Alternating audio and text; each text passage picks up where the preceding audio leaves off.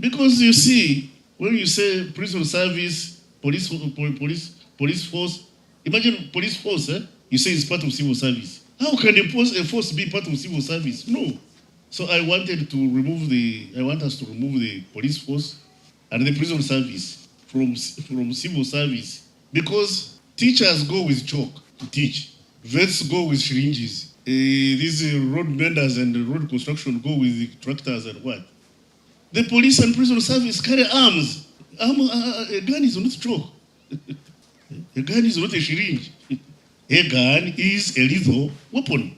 So those who carry weapons must be managed differently from those who do ordinary civil service jobs. Because you have a skill which, when misused, is lethal. Like the saying goes, 2 heads are better than 1. But you see, for a head to discover the capacity of the other head, there must be a discussion, there must be a conversation, there must be engagement. And in the process of engagement, there is no guarantee that there will be harmony of thinking. Now, when there is no harmony of thinking, don't strive to live asunder. Try to go on with the conversation and